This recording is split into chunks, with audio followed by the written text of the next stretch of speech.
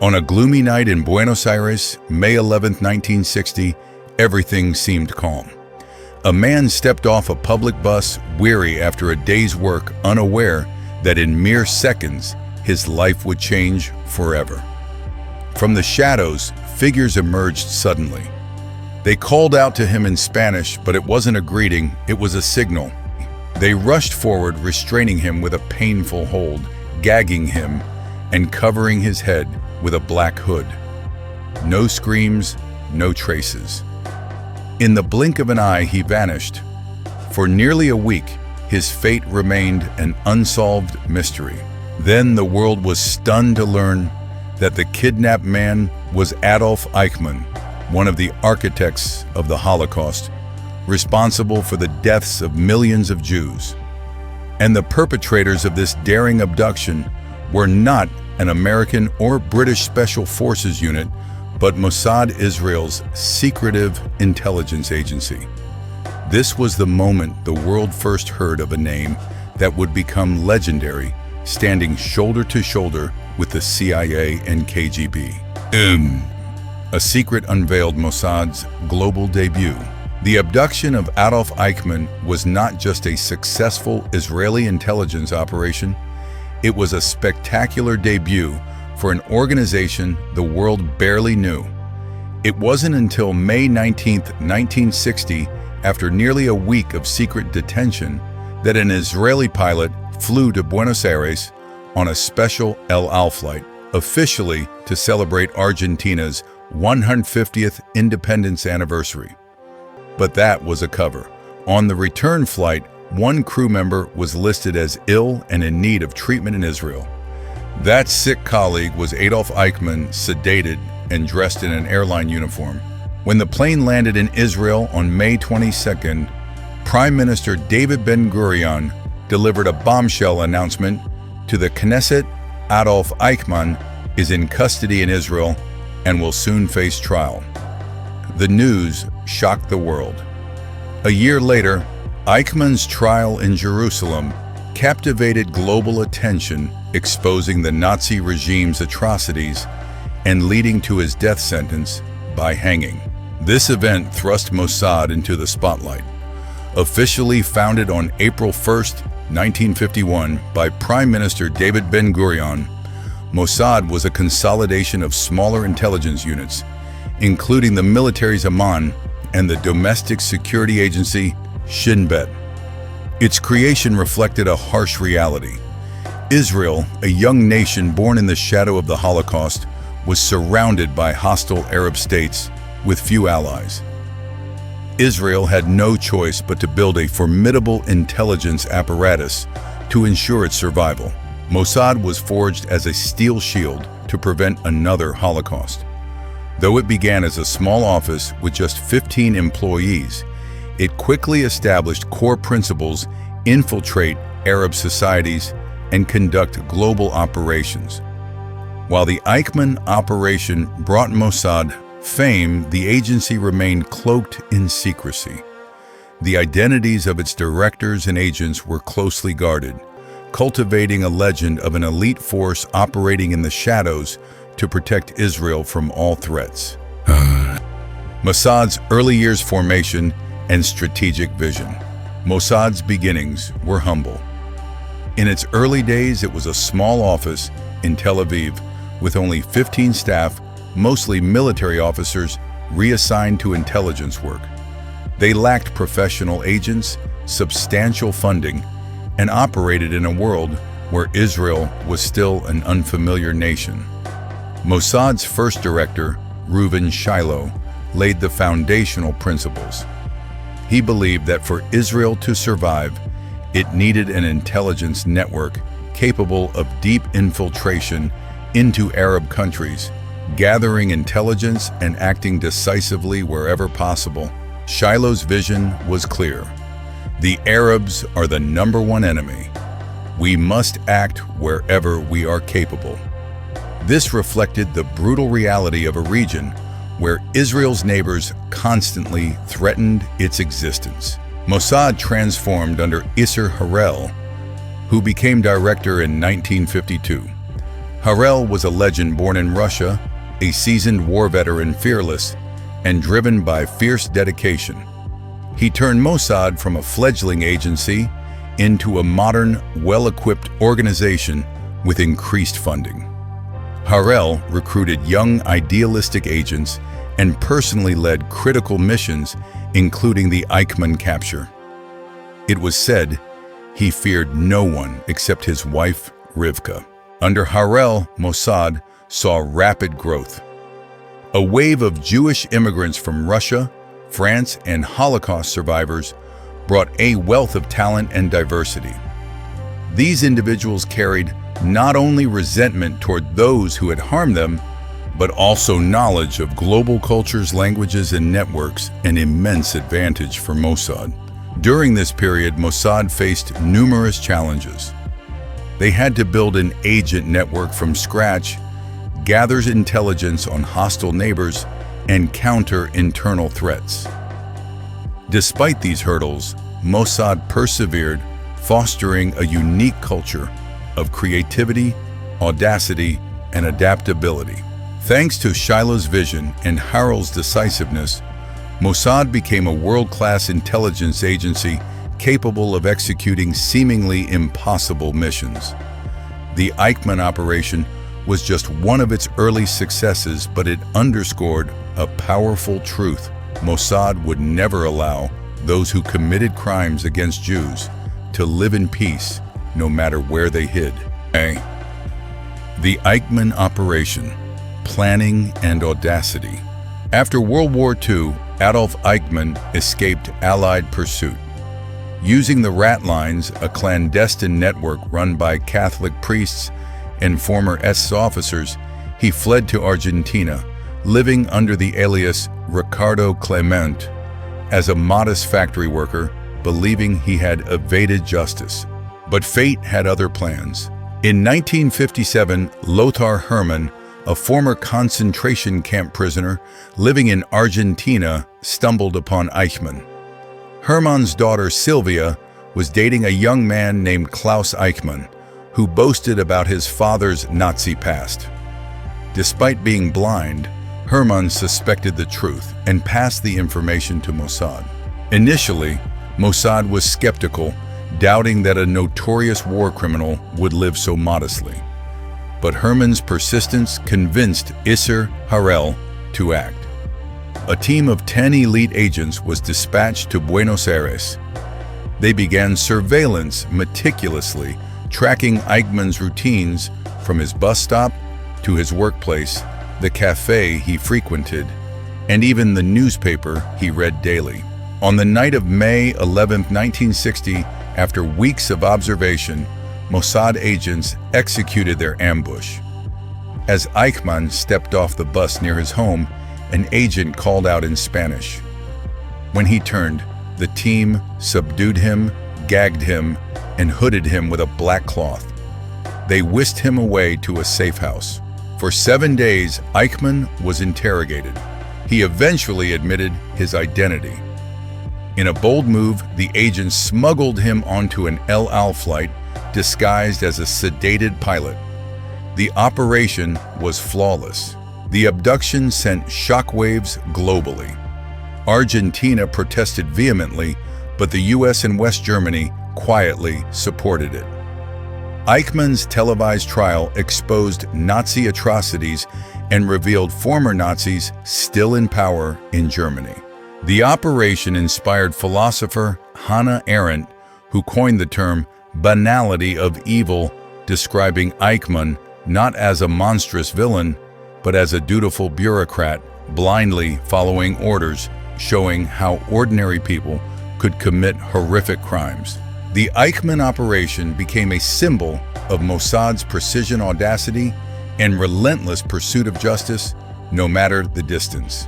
And Eli Cohen, the legendary spy and the cost of courage. Following the Eichmann triumph, Mossad proved it was more than a Nazi hunting agency. It was a global intelligence powerhouse. No story illustrates this better than the life and career of Eli Cohen, a spy who infiltrated Syria's highest echelons and became a legend in espionage. Born in Egypt, Cohen was a patriotic Jew who immigrated to Israel. Initially rejected by Mossad, his persistence and unique talents earned him a second chance and rigorous training. Mossad assigned him an almost impossible mission: infiltrate Syria, Israel's fiercest enemy. Cohen crafted a perfect cover as Kamal Amin Tabet, a wealthy Syrian businessman returning from Argentina. In Buenos Aires, home to a large Syrian community, he befriended influential figures, including Amin al-Hafez, a Syrian military attaché who later became Syria's president. In 1962, with a solid cover and connections, Cohen moved to Damascus, living near the Syrian military headquarters. His charm and generosity quickly won over Syria's elite. Hosting lavish parties and gifting expensive items, he became a trusted confidant of officials and officers gaining access to sensitive information. Cohen provided Mossad with critical intelligence details of foreign military visits, Syrian plans, and crucially maps of the Golan Heights defenses bunkers and strategic sites. This information was pivotal to Israel's swift victory in the 1967 Six-Day War. Tragically, Cohen's mission ended in 1965. While transmitting a radio message to Israel's Syrian intelligence aided by Soviet experts detected his signal. He was arrested, brutally tortured, and sentenced to death.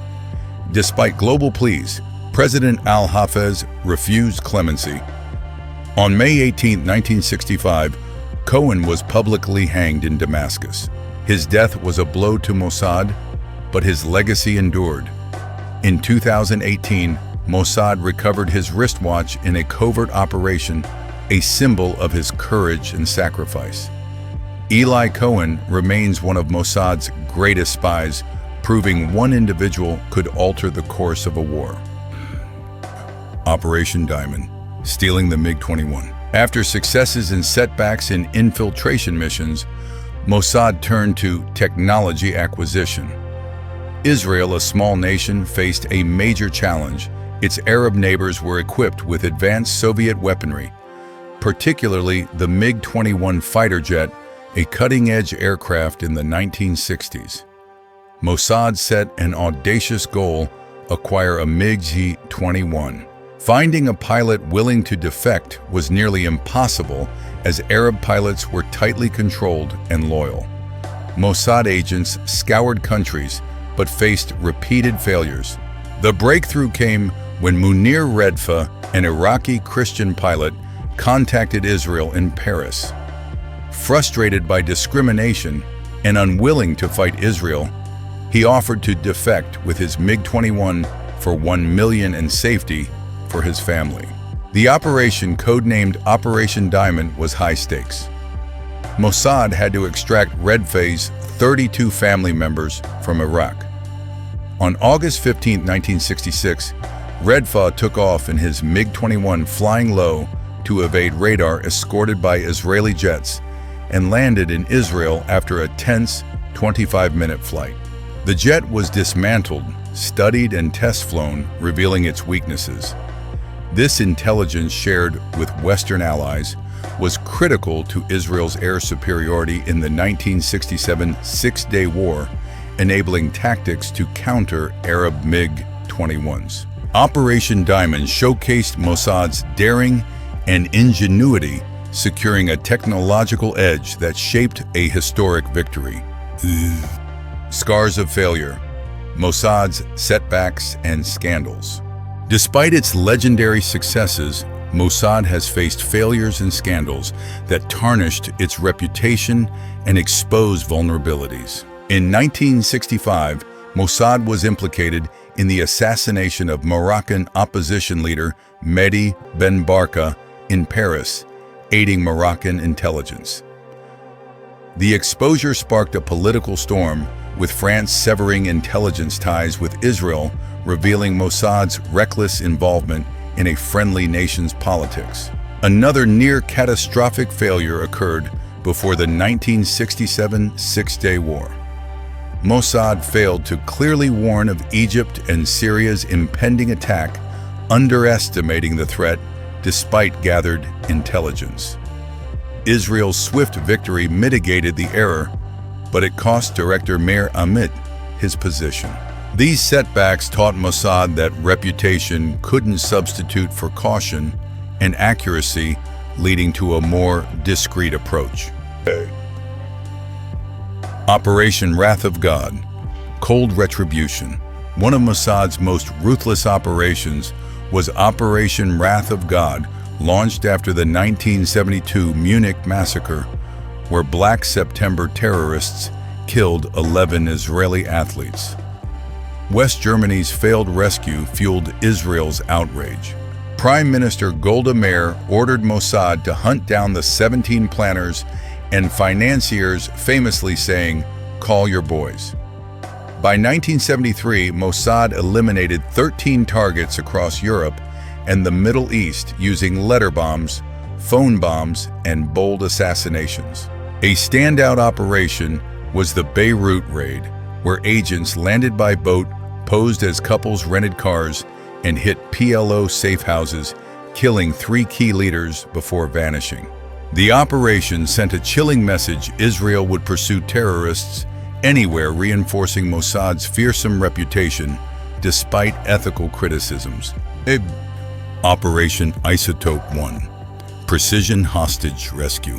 Beyond assassinations, Mossad excelled in hostage rescues with Operation Isotope 1 on May 9, 1972, as a textbook example. On May 8, Black September hijacked a Sabena Boeing 707, demanding 315 Palestinian prisoners' release and 1 million. The plane landed at Lod Airport, now Ben Gurion. Prime Minister Golda Meir refused negotiations but approved a rescue led by Ehud Barak. Mossad gathered intelligence on the hijackers' positions and weapons. Disguised as Red Cross and aircraft technicians, 16 agents stormed the plane at 4 a.m., killing all 4 hijackers in 90 seconds and rescuing 90 hostages. Uzi Dayan heroically snatched an activated grenade from a hijacker. The operation, involving a young Benjamin Netanyahu, showcased Mossad's precision and sent a message Israel wouldn't bow to terrorists. Entebbe, the legendary rescue. In June 1976, the world watched a harrowing hostage crisis. An Air France flight from Tel Aviv to Paris was hijacked by PFLP terrorists and diverted to Entebbe, Uganda, under Idi Amin's regime. Amin welcomed the hijackers, separating Jewish and Israeli hostages and demanding Palestinian prisoners' release. Mossad faced an impossible task, a 4,000-kilometer rescue mission through hostile airspace. They gathered intelligence, including Entebbe's layout from an Israeli construction firm and details from released non-Israeli hostages. A plan was approved using a fake Idi Amin motorcade. On July 3, 1976, Israeli C-130s flew low to evade radar landing at Entebbe. The motorcade fooled guards and commandos, stormed the terminal, killing 7 hijackers and 3345 Ugandan soldiers in a 145 firefight. Tragically, Commander Yonatan Netanyahu was killed. In 53 minutes, 102 hostages were rescued. Entebbe remains one of history's boldest rescue missions, a testament to Mossad's courage and resolve. Recent operations and controversies. Mossad's evolution. Mossad continued evolving, tackling new threats. In 1981, Operation Opera destroyed Iraq's Osirak nuclear reactor, despite Director Yitzhak Hofi's objections, showcasing Mossad's intelligence precision. The 1988 assassination of PLO strategist Abu Jihad in Tunisia sparked global outrage, highlighting Mossad's ruthlessness.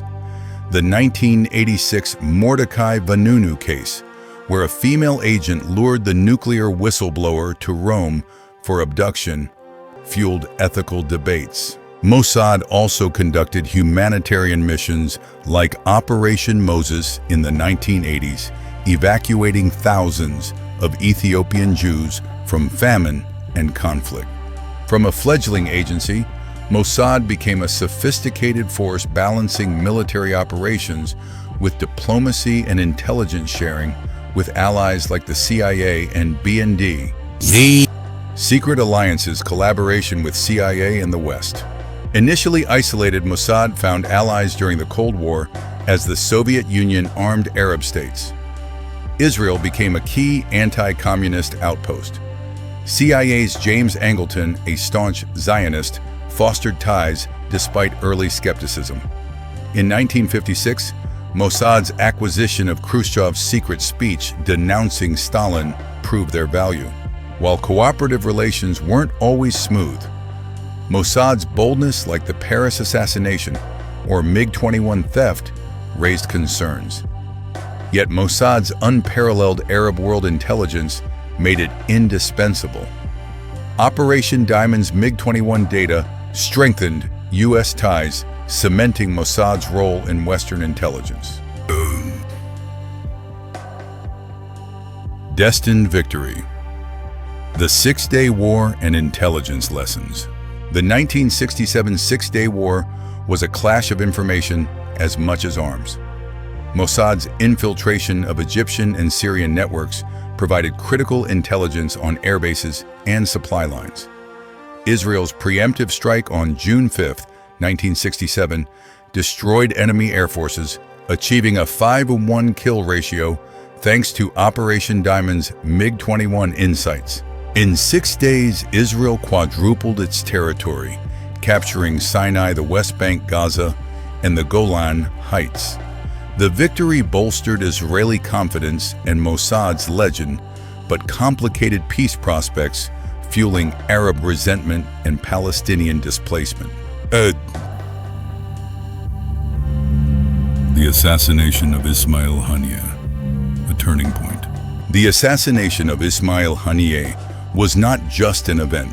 It was a milestone underscoring Israel's audacity, Iran's vulnerability, and an escalating conflict. Haniyeh's death exposed the perils of miscalculation, trusting flawed security.